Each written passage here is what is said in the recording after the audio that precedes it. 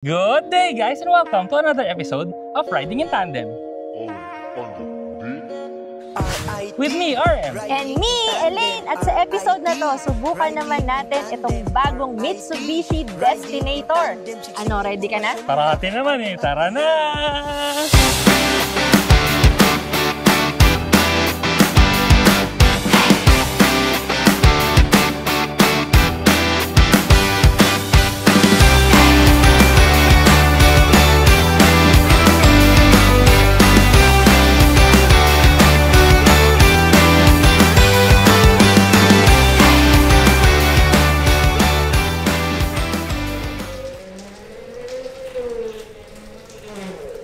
Pasalamat muna tayo sa sponsor ng ating video, ang Atosport. Ito ang Atosport, the world's most innovative mobility scooter. Pwedeng itupi, pwedeng hilahin, pwedeng paghiwalayin. May leather seats at grips. Illuminated ang LCD dashboard. May mga ilaw for visibility. At pwedeng lagyan ng armrest. Mabilis din itong i-assemble.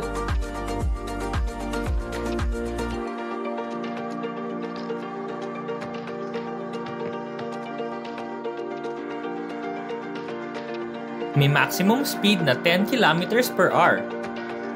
Shock-absorbing at flat-free ang gulong. Mataas ang ground clearance. Naka-disc brakes. Pwede rin itong dalhin for land, sea, and air travel.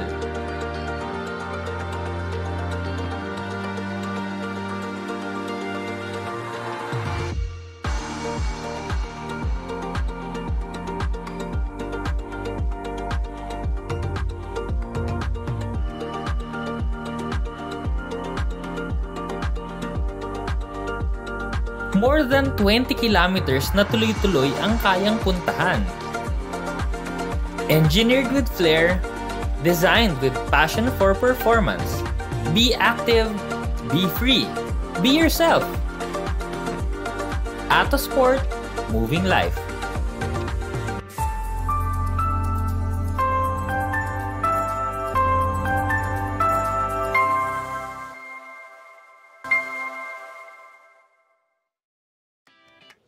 Bago tayo mag-test drive, ikutan muna natin siya.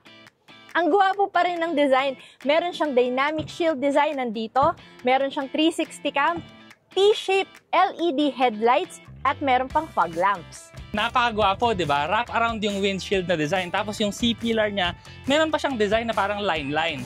Tapos machong-macho naman yung mga wheel arches. Pag tinignan mo nga siya, parang 3D yung dynamics ng design. Ang gulong naman nito, two-tone. Ang size ng gulong, 255, 55, or 18. Best of all, ang ground clearance, 214mm. Kaya napakataas nito, pwedeng-pwede sa baha at sa lubak-lubak ng Metro Manila. Dito sa likod, meron siyang shark fin antenna, merong spoiler na may third brake light, defogger, wiper, power tailgate, T-shaped LED taillights, parking sensors, at reverse camera. Sobrang gwapo talaga nitong Destinator sa labas. Doon pa lang sa mga cuts niya, yung mga edges niya, parang wow, macho, gwapo. Oo, tsaka yung design niya kasi hindi yung mga flat surfaces eh. So yun nga yung finocus nila dito, no? Medyo 3D yung design, may depth kasi. Hindi yung basta-bastang may cut dito, may cut dito. Hindi, may forma siya. Actually, mas maganda to kung makikita nyo in person eh. Yeah. Pero ngayon nga, nandito tayo sa Mitsubishi plant sa Okazaki. So, kung mapapansin nyo, no, yung dinadrive natin, yung iba left-hand drive, yung iba right-hand drive. Sa case na to, right-hand drive yung gamit nating sasakyan. Pero ano yun na muna natin, no, magko-complete review naman tayo ulit nito. Pero ito kasi yung first look natin nitong Mitsubishi Destinator dito nga sa Japan. So, sa labas napakaganda, di ba? Sa interior naman, anong masasabi mo? Dito sa interior, ang linis. Lahat ng tech na naisip mo, meron din to kasi meron tong Mitsubishi Motor Safety Sense. Size kasi nito, para alam nyo lang, so yung expander kasi, yun yung mas maliit, mas mababa. So yun namang Montero, yun naman yung mas mataas at saka mas malaki. So ngayon, itong Destinator nandun sa gitna ng dalawa na yon. I-combine nila. Basically. Pero ang pinagkaiba, syempre, ito naka 1.5 liter gasoline engine din. Pero hindi ordinaryong gasoline engine. 1.5 liter to na turbo. Plus, liquid-cooled yung kanyang intercooler. So, yun nga, kailangan kasi yun sa mga low-speed driving para hindi umiinit masyado yung hangin, liquid-cooled. Kasi kahit walang blow ng hangin habang nagdadrive ka, yung kasi yung air-cooled na intercooler, kailangan niya ng hangin para lumamig. Pero ito kasi, yun nga, tubig, so malamig na siya kaagad. Dito naman sa loob, ang daming mga item. So, may mga piano black finish, may mga soft leather, merong hard plastic, tsaka merong gray na decoration. So, halo-halo yun, magandang tignan. Ang linis din niya pati. Yung screen naman niya, yung infotainment screen, 12.3 inches yan, and yung instrument cluster natin ay 8 inches. Bali ang design niya kasi, medyo malapit siya sa X-Force. Oo. Pero hindi exactly like X-Force, Parang medyo may iba.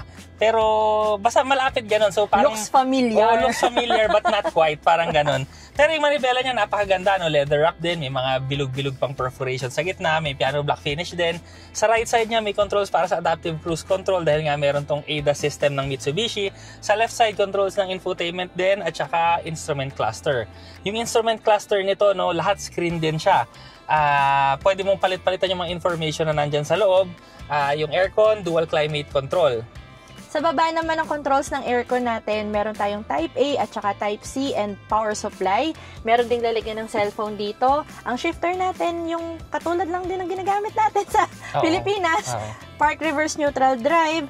Tapos meron siyang start-stop button dito. Naka-automatic na rin yung parking brake niya. May auto-hold function. And eto ang maganda rito, yung drive modes na 5. So meron siyang normal, wet, mud, gravel, at yung kanilang idinagdag na tarmac. Yung tarmac, ito yun yung 'di ba ang normal drive, yung dry na pavement. Yung tarmac, pagka winding siya, yung marami ng paliko-liko na dry.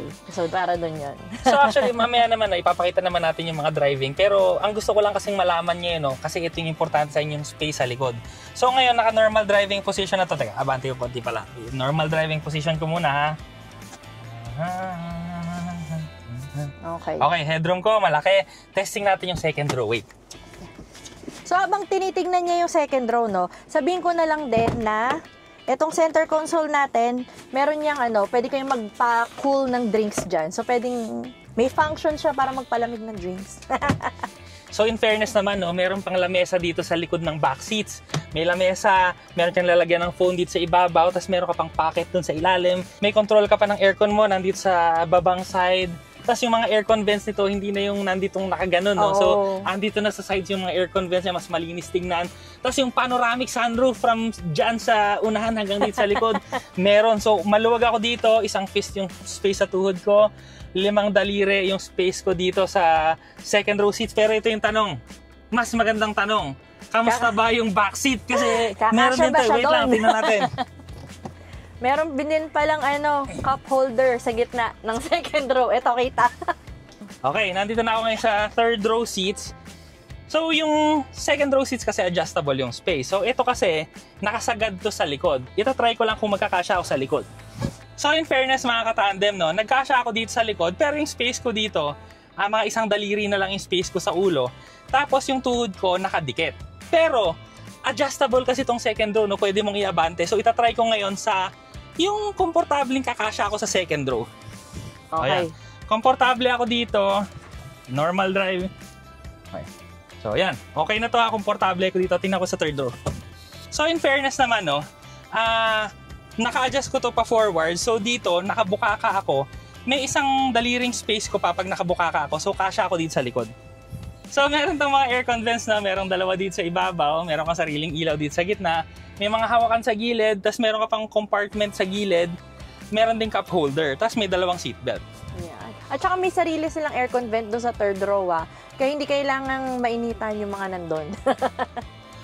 So, napakaganda, Ngayon, alam nyo. Eto pala, wait lang. Kasi, ngayon ko lang nakita, meron din pala siyang alarm kung naka-seatbelt lahat ng nakaupo dito. Kasi dito sa ibabaw ng rear view mirror, Ayan o, kung sa second row naka-seatbelt ba lahat, tsaka sa third row. So makikita nyo dito. So far, no, pasado to sa space test natin, maganda yung interior, yung exterior lalo na napakagwapo, no. Subukan naman natin ngayon imaneho. Game! Mga katandem, ngayon itatry natin ang Destinator sa tarmac mode. So ang mapapansin nyo dito, no, naka-tarmac mode kasi tayo, no, yung grip niya, grabe, ang ganda ng grip niya. Ang sinusundan natin ngayon, Lancer Evolution, pero nakakasunod tayo. So yung acceleration napakaganda, tapos yung cornering niya, no, ang ganda ng ano, hindi mo nararamdaman yung lubak-lubak sa kalsada. So ang feeling mo, mas kapit na kapit ka sa kalsada, hindi siya yung tumatalbog-talbog. Tapos yung body roll niya, hindi sobra-sobra.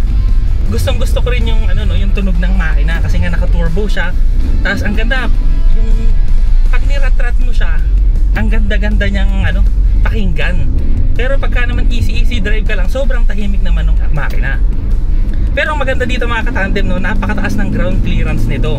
So lalagyan lang natin dito sa screen mga 200 plus millimeters. Itong ganito, tinan mo yung cornering ko dito, yung G-force nandito na ako sa gilid eh. Pero ganda ng kapit ng sasakyan. Walang talbog, galing. So first time ko rin na-experience kanina yung Lancer Evo 10 na automatic. Grabe, ang saya lalo nun. Sana magkaroon na ng ano, Lancer Evolution 11.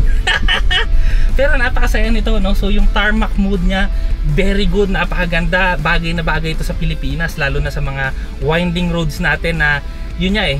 Ito kasi pagka mga semento kasi, 'di ba, yung patag na patag, ano siya, yung medyo matalbog mararamdaman mo pagka nagko-cornering ka. Pero dito nga, no, kahit ganun, lapat na lapat lang yung gulong niya sa kalsada. Ang ganda ng suspension niya. Very good. So try naman natin ngayon yung next exercise. Ngayon na mga tandem, no, gagamitin natin ang Destinator sa off-road. So siguro naman alam nyo, no, hindi tayo naka 4x4, pero makikita nyo dito yung kakayanan kasi nga meron tong mud mode. So yan yung gagamitin natin yan. Puro, kung nakikita nyo, puro putik na nga yung labas natin, no? So let's go. So is this mud? Oh, mud mode already. Okay, let's go. First obstacle natin na may konting ano tayo, tubig. So daan lang tayo. Makita natin, no? Ngayon naman ito, grabe mga katandem, no? So hindi tayo 4x4 pero puro putik tayo ngayon, nakakaandar tayo kasi nga yung mud mode nito, no, tinutulungan niya tayo para makontrol yung sasakyan. So ang importante lang nating tatandaan sa mga ganito, kaya niya pero maintain mo lang yung momentum mo para hindi ka titirik. Kaya ngayon, grabe, tataas pa, may gulay. So medyo may mas malala pa dun sa banda dun, no. Ito medyo malalaki, tsaka talagang matataas. Pero yun lang, maintain speed lang tayo. Dali. Wala tayong sleeping. Very good. Just going forward. At saka dahil nga dun sa taas ng ground clearance nito, no problem tayo actually. Parang okay lang, dire-diretso lang tayo. Okay. So, aakyat tayo ngayon sa bundok, no. Kailangan daw natin i-maintain yung 25 kilometers per liter at 25 kilometers. So papakita ko lang sa inyo muna yung itsura ng hill para makita nyo lang. So, yan yung aakyatin natin, no. Actually, pader talaga siya. So mataas talaga siya.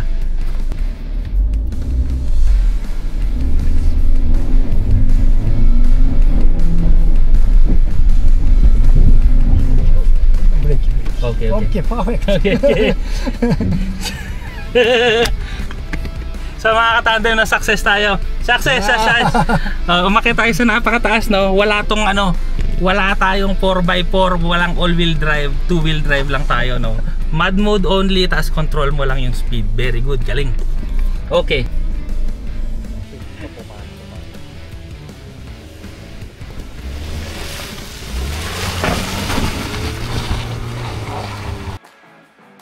So tuloy natin ang ating ride sa ating muddy hill. Galing. So masasabi ko lang dito sa Destinator, no, sa mud, mapupunta ka talaga sa kahit anong destination mo, kahit pa may mud, off-road. Siyempre may limitation din, no? Hindi tayo pwede mag rock rolling, pero di ba, matindi ang Destinator. Let's go to your destination. Sa ngayon mga katandem, no, isang mode pa kasi ng Destinator, yung wet mode. So makakatulong kasi yun pagka sa basa. Pero ito, naka normal mode muna tayo. Tetestingin natin siya ng slalom sa basa. Let's go!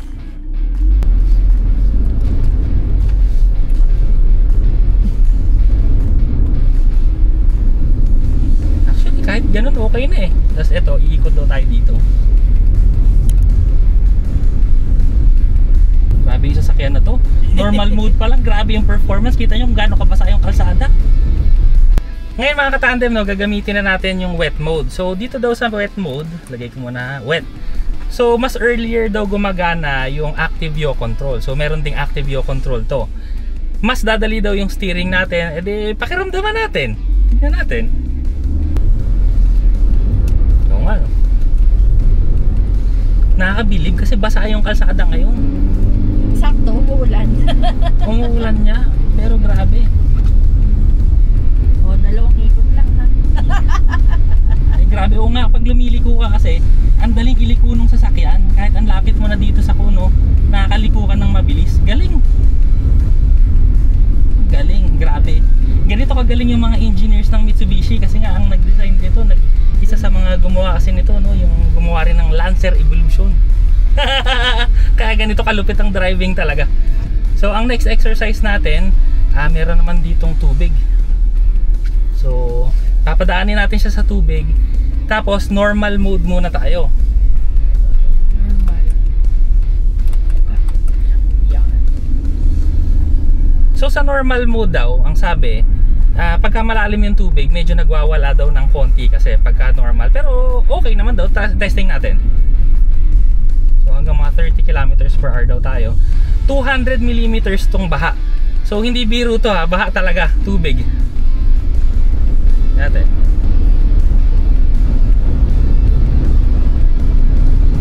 Grabe eh, no? Kung nakikita nyo, no, nasa gilid natin yung tubig talaga. Natalsik yung tubig sa gilid. Oo nga, no?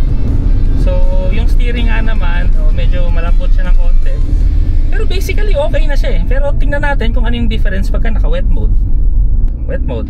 Try Wala natin. nang mas wet pa dyan. Baha na nga eh. Baha na yun talaga. Kaya dito, baha mode. May control ka pa rin kahit baha. At saka mapapansin mo rin dito, no?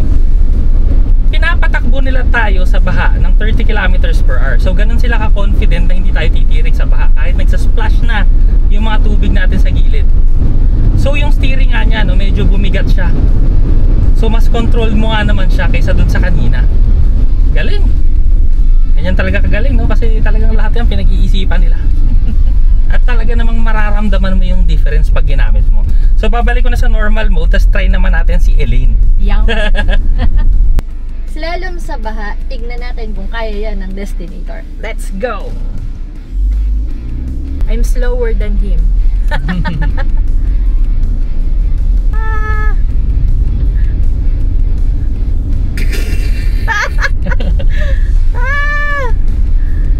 Okay, nakadalawa na tayo.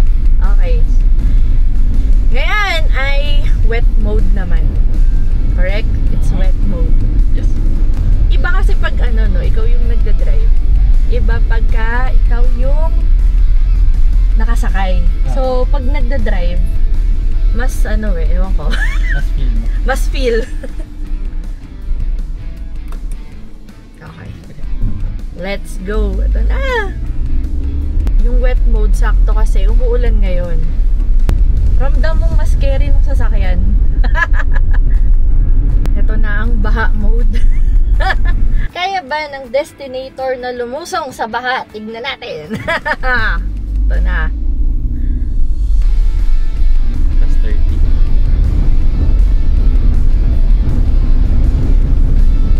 Okay.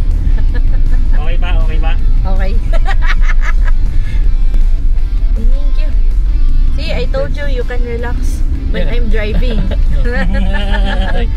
When I'm driving, you can relax na. Mga katandem, na cross-country road naman tayo. So ito naman daw isi-simulate yung mga kalsada natin sa Pilipinas na hindi maganda.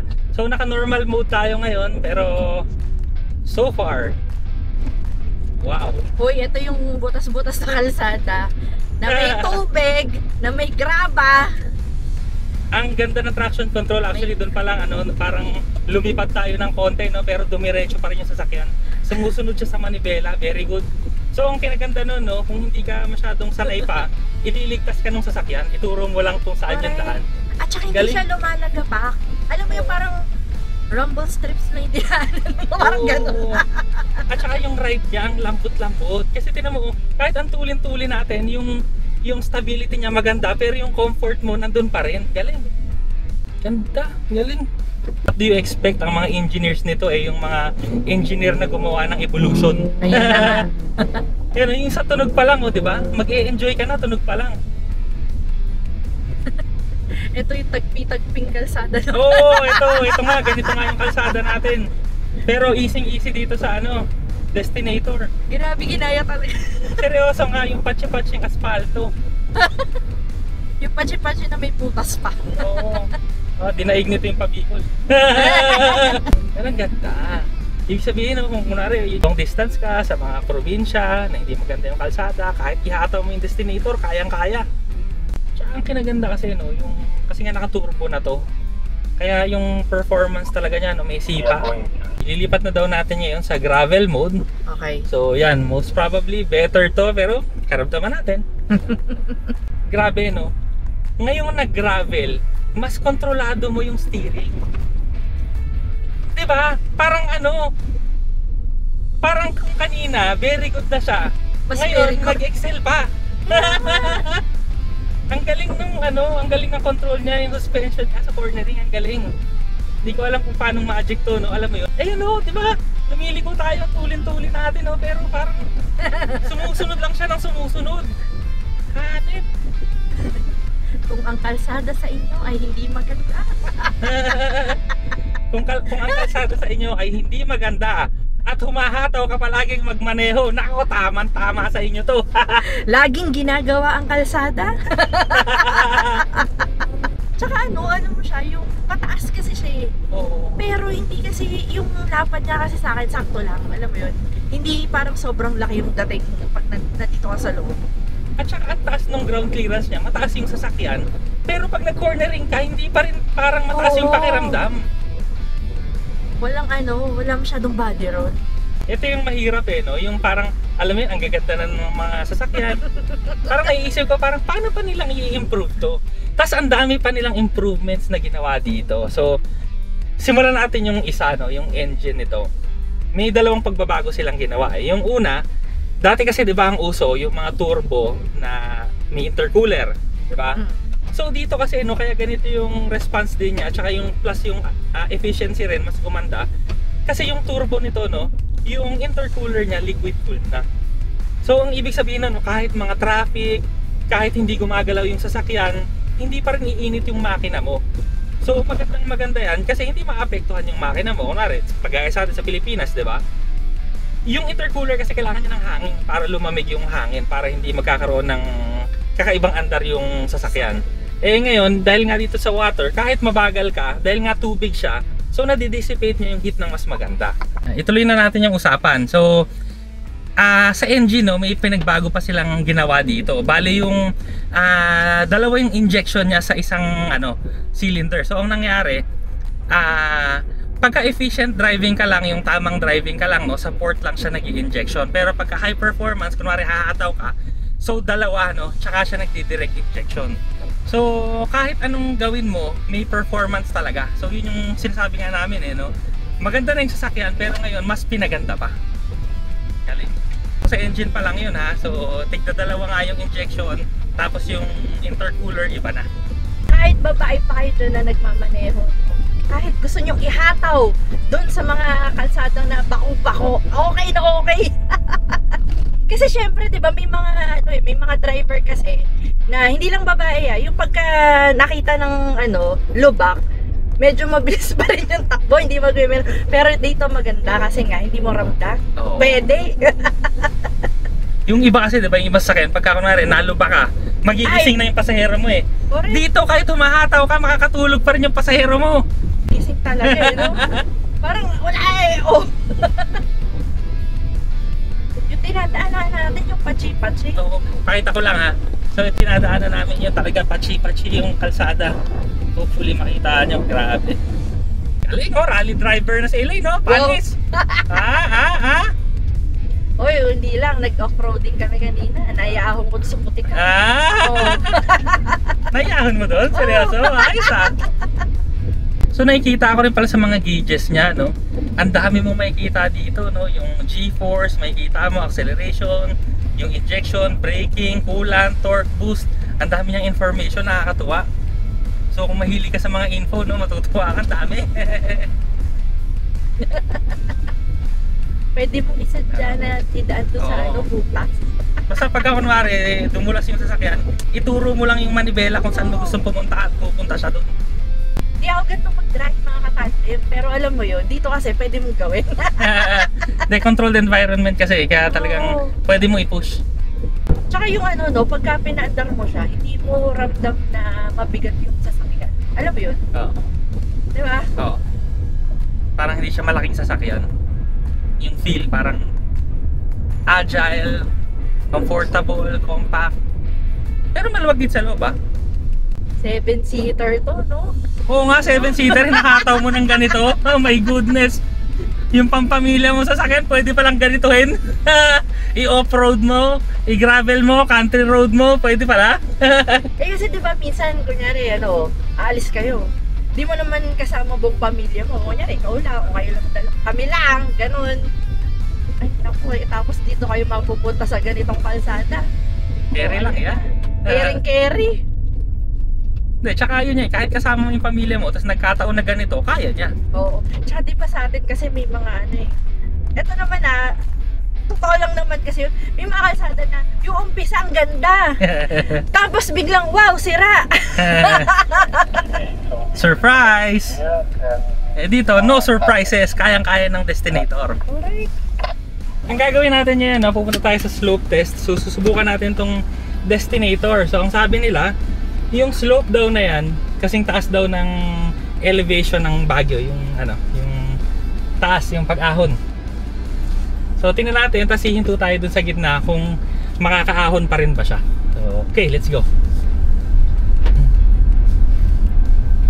Tayo dito sa gitna. Tapos hinto tayo dito. Okay, so nakalambitin tayo ngayon. Titingnan natin kung makakahon pa, kung kaya ba ng torque ng makina o ano. Let's go. Oh, okay. So kayang-kaya, tsaka ang maganda, no, meron siyang hill hold. Kasi ang nangyari, pag ahon ko, pag bitaw ko ng gas, so tumigil pa siya. Tapos nung pagtigil niya, hindi ako umatras, tapos umabante tayo. So very good, galing-galing. Easy. Nandun sa kabila, ito try natin yung mas malala. So yun, pang 4x4 daw na sasakyan. Pero pagka daw ganito na 2-wheel drive, kaya pa rin. Pero syempre kailangan hindi na tayo hihinto dun sa box. Dapat daw tuloy-tuloy tayo ng paahon.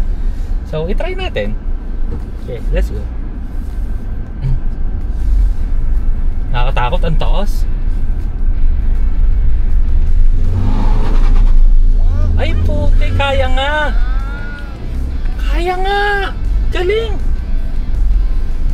Ngayon habang ginagamit natin siya sa kalsada, no? Dahil nga sumubok na tayo kanina ng mas grabe pang kalsada, kaya parang ngayon pagka konti-konting lubak, wala na talaga eh, wala nang challenge eh. Sobrang komportable. Ikaw sa likod, first time mo matry yung likod eh. Wala, parang ano lang, parang walang obstacle. Relax lang dito sa likod.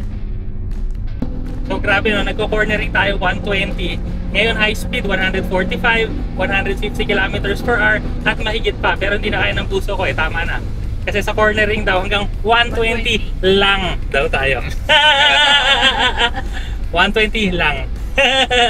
So 90 takbo ngayon, pero bilisan natin konti, mga 100. Grabe yung G-force pababa na, ano, kasi yung kalsada dito, ano, maganda yung ano, naka-angle, no? High speed course eh. Pero kaya tayo ng Destinator, no? Cornering. Saka napapansin ko, no, 120, tuloy-tuloy pa rin yung pag-angat natin ng speed eh. 150, 155, 56, 57. Then 120. Yeah. Ako naman ngayon ang magdadrive. Tingnan natin ang skills ko. Skills. Lumalagpas pala ako 70. So far, dami na natin na testing, no? Pero, alam mo yun, kahit saan ka rin siya dalhin, okay pa rin. High speed, low speed, off-road, on-road, cross-country, everywhere, okay lang. All-purpose vehicle. All-purpose. Kapit na kapit, oh. No? Kahit mabilis at kahit basa eh. Na, ito na talaga. This is really it, right? High speed. We're going to the other lane. Yes! Woo! Yeah! Oh my God. So fun! Grabe, ibang adrenaline to. I can't, my heart. But this is very fun. Very exciting. You have to try this talaga. Kung sino man ang nanonood dyan, ito kasi controlled environment. Pagka binigyan talaga kayo ng chance na ganito, Diretso, piritin mo. i-try nyo talaga. Very exhilarating. Parang racer yung feeling. Very fun. Very fun. Very fun. Very good. Very fun. Good try. Memorable. Ngayon na na-testing na natin ang kakayanan nitong Destinator, ang masasabi ko lang, no, kung siguro lumabas to ng maaga-aga nun, baka ito yung aming binili. Kasi ano siya, mas may power, mas maganda yung handling niya, tapos mas gwapo yung itsura. Mas komportable, mas high-tech. Pero alam mo yun, hindi lang kasi talaga to noon eh. Siyempre, hindi pa to available, no? 6 years old na yung expander pa natin, 5 years old. Not meant to be. At saka ito nga kasi, mas mataas to pero hindi ka pa rin, pag kasi sumakay ka ng SUV, ang hirap yung tipong aakyat ka pa. Ito kasi hindi ka aakyat pero mataas yung ground clearance niya. So pwede talaga. At saka yung comfort level kasi, no, iba pa rin pag ladder on frame, tsaka iba pa rin pagka ganito eh. So ang ganda talaga ng ride. Plus yung suspension niya, kaya pala mas maganda. Sinabi ng mga engineers kasi sa amin, no, yung suspension na nandun sa, yung mga shock absorber niya, mas malalaki sa Montero. So dito sa Destinator, ganun din kalalaki. So mapapansin mo talaga pag ikaw yung magmaneho eh. Kaya kung ako sa inyo, no, pumunta na rin kayo sa pinakamalapit na Mitsubishi sa inyo at mag-test drive kayo nito. Ang masasabi ko lang best of both worlds. Yung kung ano yung nagustuhan nyo sa Expander at nagustuhan nyo sa Montero, kinumbine, pinag-isa. Ito na yon. And more. And more. So nga abangan na lang natin, no, magkano kaya to. Ayan. Merong image price na binigay sa amin na nagulat ako, na sabi ko, oh wow, my gulay. Pero pasok na pasok. Hindi muna natin sasabihin kasi hindi pa yun official, no. Abangan natin yung launch nito. So, kung meron na kaming price, lalagay na lang dito. Pero kung wala, tingnan nyo na lang sa mga post namin. Abangan nyo na lang. Abangan nyo na lang. Okay, so nag-enjoy kami ngayon sa aming trip dito at pag-testing ng Destinator, no? Tsaka feeling ko ito, yung asawa ko, proud na proud sa akin. Tinry ko lahat. Hindi kasi ganun nga no? Kumbaga, gumagaling na talaga mag-drive si Elaine. Pero, magaling sa sasakyan. Pero, yun na nga ako eh. Pero, alam mo yun, sa ganda ng technology na nilagay dito sa sasakyan na to, lahat ng mga circumstances, pinapadali nila. Correct. So, yun nga, no? Tsaka, yun, uulitin ko lang ulit. Yung engineer kasi ng Evo, ang nagte-test drive nito, yung nag-design, naglalagay ng tech, yung mga active yaw control. Sa mga Evo mo lang makikita yan eh, pero ngayon nga nandito. So, yung mga technology na yan, tsaka yung knowledge nila sa rally, lahat yan nandito. Kaya, napakagaling talaga. So, ayun, testing na lang kayo sa pinakamalapit na Mitsubishi sa inyo. Maraming salamat sa panonood. Sana nag-enjoy kayo at may natutunan kayo sa video namin. O, next video na. Hanet. Grabe. Ito na lang kung kaya ko, kaya nyo rin.